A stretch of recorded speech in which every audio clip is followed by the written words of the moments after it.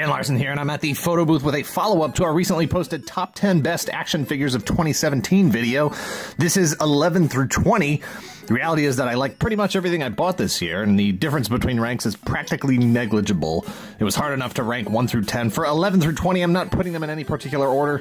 This is just the 10 that didn't quite make the cut to be in the 10 best, and there's another 40 or 50 figures at least, after this that were just as close, but I won't survive trying to put everything I bought into a specifically ranked numerical order, so we're just going to start here. This is DC Collectibles Bombshell's Wonder Woman. She was at least in the numbers. I should have checked before I started this, but she was definitely in the part 3 of the 10 best a few months back. And I like this figure. I see a lot of people have concerns with her Jokerish face. Doesn't bug me. I like the World War II, you know, pin-up bombshell aesthetic.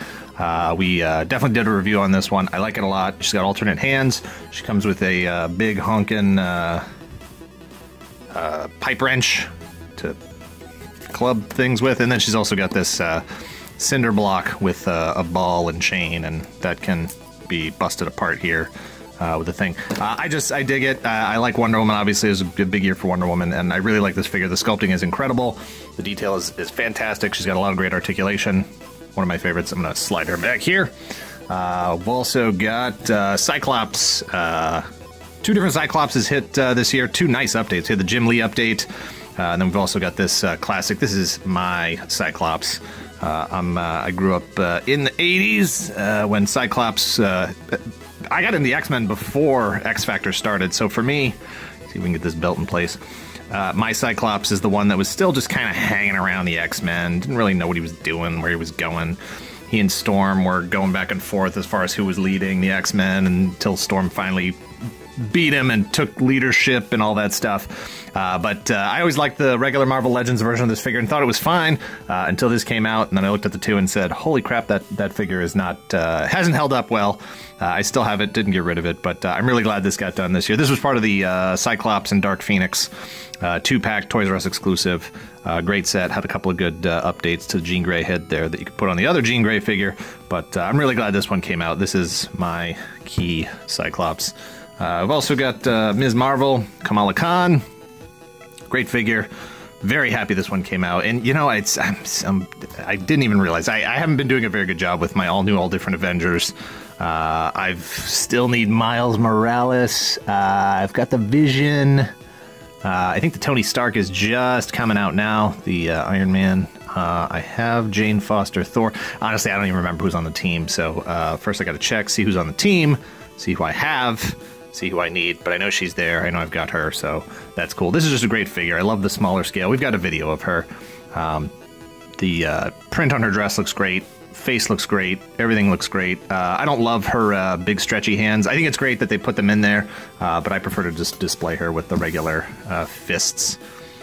Over here, who else have we got? We got Homecoming, Spider-Man Homecoming. Homemade suit Spider-Man. This is just a fun figure. I loved the movie. I thought it was fantastic.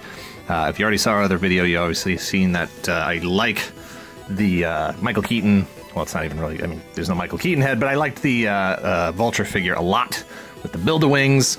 And this is just a fun figure. I wish he had a couple more hand sets, but just the whole aesthetic of this thing. The colors are right. Whoops. The colors are right. The sculpt looks great. Everything about it is just really fantastic. And he's a fun figure to play with and pose and photograph. And he's got the hood up, hood down. Anyway, it's just really nice figure. Over here, we've got... if you've been watching this channel for any amount of time, you know that I did spend some time in Japan. My father was military. Spent some time in Japan as a kid and grew up with Super Sentai. I didn't stick around for Die Ranger, but, you know, when Power Rangers hit the United States, I knew that they had their roots in Japan, and I have since gone back and watched all of Die Ranger, which I don't want to get into all that. That's a long story. Just Google Super Sentai and look it all up for yourself. But anyway, as soon as this figure came out, this series, this whole classic Power Rangers series, I don't love them. I only picked up 2 of the figures, Green Ranger and White Ranger.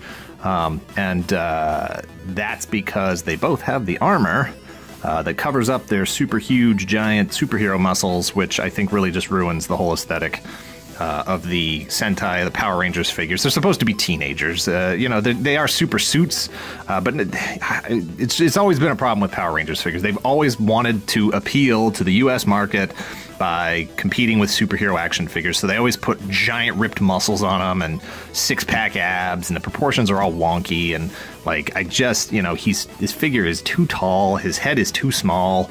You know, that doesn't look like there's a head inside that helmet. And I just, you know, heck, I would have the Figuarts figures, but those things are expensive. They're expensive out of the gate, and if you didn't get them initially, they are way more expensive now. I think they're like $100 a piece or something like that. Ridiculous prices that, you know, this one's just going to have to make do. And I just, you know, the White Ranger, the whole aesthetic. You don't even know anything about Power Rangers or Sentai or anything like that. It's just a cool costume. The gold tiger face on his helmet, the sword, all that stuff. Whether you know it talks or not, doesn't even really matter. It's still cool. He's got a tiger head on his sword. Over here we've got Grand Admiral Thrawn. You know, I have the books, the Timothy Zahn books that introduced Thrawn into the Star Wars mythology. I get his story. I know his story, obviously, and I didn't love those books. And then, you know, he popped up on Rebels, and that was fantastic. I just, for whatever reason, when Power of the Force 2 happened, and then they did the extended universe stuff with Thrawn, that Thrawn figure with the little Salamiri, or I don't know how you pronounce it. I think that's how you pronounce it. Little Jedi dampening, force power dampening lizard, space lizard that goes around his neck. That figure really always appealed to me. So Thrawn's always had a place in my collection, just because I dig the look, the design, the fact that he's a bit of an unconventional Imperial admiral, and you know, he's not. That story sort of stepped away from the, you know, main bad guy needing to be a Darth or an evil dark Jedi or something, and I dug it. Anyway, I like this figure. Glad it finally came out. This is the SDCC exclusive. I don't know if there's any actual paint differences or anything like that. Here's a very scary story. You might want to turn the kids away. It's a happy ending. I don't want to ruin it, but I was actually pulling my figures together here to put this list up to shoot this video, and I realized that his blaster was missing, and recently I had him on the shelves in the background of our regular videos, and it occurred to me that he had fallen off the shelf recently, and then a few days after that, a few days ago, I vacuumed. And I'm always horrified when I hear that sound of a plastic accessory. You don't know, is it a rock, is it a paperclip, is it a coin? But you're pretty sure it's an accessory, and I was pretty sure that that's what had happened. And I'm like, I just searched every single accessory bin I had. I searched every bin that I had that he could have possibly been in temporarily between the time that I got him and now. I was like, you know what? I think I vacuumed him up, and I went and I opened up the vacuum cleaner, took out the little cup, the little plastic container that it was in. It's full of Christmas tree pine needles and dirt and stuff and things, and sure enough, his blaster was in there. I was shocked, could not believe it. I was absolutely crestfallen that I had lost his gun, but cleaned it up, washed my hands, much happier now. He's in 11 through 20. Over here we've got Nova. This is the, and you know what, I'm blanking on his name right now. Richard Rider was the adult one. This is the, I can't remember. This is a Kid Nova version. Great comic book. Love the sculpting on this. Love the helmet. Love the way that, you know, Hasbro started doing this sort of like two-piece thing with the heads. You can see like his face is a different piece than the actual helmet, and it just reduces the amount of bad paint application potential. And really just makes for a fine-looking figure. And then, of course, he also came with one of the best accessories of the year, Flish, who's also a Nova Corps member. He's like a little translucent star, ghost, plastic starfish guy thing. I love this thing. He's also dead. Spoiler alert. Or at least one of them is. I think Flish is just sort of the name of the species. I don't know if that's actually the name of the character, but here he is. Love that he came with this, and I can't even, he's so slippery, I can't even hold him. But good figure. I love that there's some variety in the Legends line. You get big, super muscly hero guys, kids, teenagers, big guys, Juggernaut, all that stuff. Over here we've got Amazing Yamaguchi, Revoltech, Wolverine. This is a weird one. This is a weird line. you know, I'm still torn on this whole line. I just don't know really what I feel about it. They're very expensive, and that's certainly a turn off to wanting to continue this line. Character selection has been weird, to say the least. You know, a little heavy Spider-Man, heavy X-Men.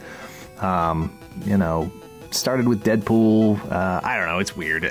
But having grown up with the Capcom versus Marvel, you know, those X-Men, the classic arcade games, that's really what this line reminds me of, is the style from those games. I don't know who the conceptual artist is there, the character designer, but I do like that look. I don't mind the heavily stylized sort of thing that these figures have going on here. These claws are absolutely ridiculous, and I simultaneously hate it and love it at the same time. It's just a weird thing.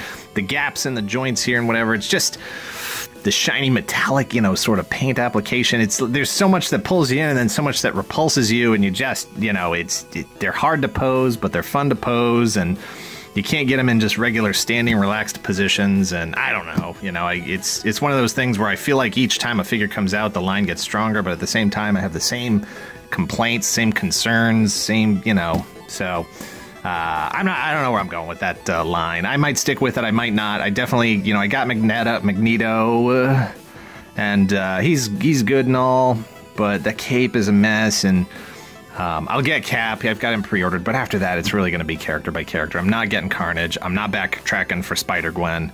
And you know, I don't know. We'll see where that line goes.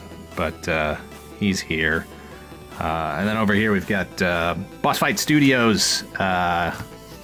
They have been doing their Vitruvian hacks, which here's the whole concept with the line. I'm not sure if you may not be aware of this, but the whole idea of the hacks line is that each wave, each line, each year has a different theme. They started off with the Spartans versus the Gorgons, and you got a lot of those, you know, Spartan type of characters and Amazons and, you know, the Gorgon snakes. You got, that was sort of wave 1.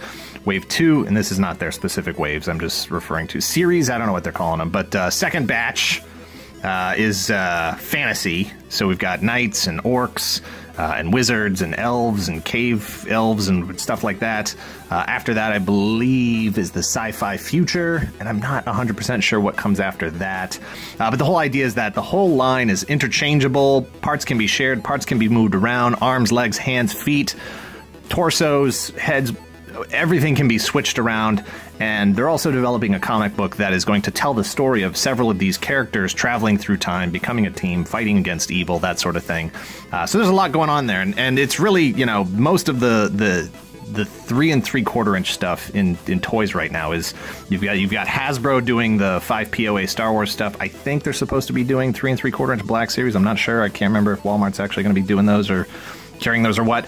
But you see a lot of the indies right now are between Marauder Task Force and Acid Rain and Boss Fight Studios. They just put out the Bucky O'Hare stuff. They're really owning the 3 3/4 inch, and there still is a very big market for collectors who grew up with this scale. And just, you know what, they want to have a lot of figures that don't take up a lot of space. I prefer the 6-inch scale, but the stuff they're doing here at Boss Fight is just incredible. The Knight, I did pick up the Cave Fairy, I think it was, the Elf, the Orc, the Knight. I haven't picked up anything from Wave 2. I know the stuff is for sale. I know it's on their website. I prefer to buy them from the guys, the team, in person. So the next time I see them at a convention, I will definitely be buying whatever I need to get that I haven't picked up. This guy's neck here is a little loose. But all kinds of accessories here. Came with different weapons. He's got different helmets. Different handsets, all kinds of fun stuff. And the detail on these things is incredible. Check them out, Boss Fight Studios. Can't remember the name of their shop, but you'll find it. Just if you know how to use the Google, you'll get there. And they're on Instagram and they're on Facebook and they're all over the place. Fantastic stuff. I love their figures. Spider-Man. Lastly, again, no particular order, is Revoltech Venom. This was actually sent to me by Eric Canetti. Check out his Twitch. He is all over Twitch. And all over Twitch. He has twitch.com/Eric Canetti. He sent this in to me, and I'm really glad he did, because it was one of those ones where I was sort of on the fence, and then I missed it, and I saw people posting all the pictures, and I was like, man, you know, I really wish I could have grabbed that one. Venom is a weird character that, like, I don't love the gooey tendrils and that sort of thing. But I do like Venom. I do like the sort of proportions. Again, this Revoltech line is weird. You got this sort of metallic-y kind of look, the shininess, you know, you get the hyper detail and the weird proportions. He does have opening fingers here, and rotating thumbs, and his jaw is articulated. He's got a tongue you can plug in here. He's got different facial expressions you can put on. And just, you know, these things are puzzles, you know, that they're so articulated, which is one of those things that I usually rail against. You know, old Marvel Legends, I sort of checked out on the Toy Biz Marvel Legends because they were too articulated. I don't like toes. I don't need that. I don't need fingers. It's too much. You know, it affects the ability for the figure to even stand if they're loose, you know, all that stuff. But there's something going on with this Yamaguchi line that is just totally different than everything else that's out there, and I'm fascinated by it, like I said, and simultaneously just like, oh man, I don't know if I can stick with this. But Venom's a great figure. Very happy to have that in my collection, and very excited to see where the line goes. Cap, like I said, is on the way. Looking forward to that one, and then we'll see what happens after that. But that's it. That's the 11 through 20. It's been a strong year. A lot of stuff just sort of even across the board. Hard to say what's better than the other thing. But looking forward to 2018. Oh, you know what? This is our last video. This is our last video of 2017. So thanks for watching. Whether you've been with us since the beginning or if you're just finding us today, please give this video a like. Hit subscribe if you aren't already a subscriber. I hope you had a great 2017, and I hope you have an even better 2018. Later.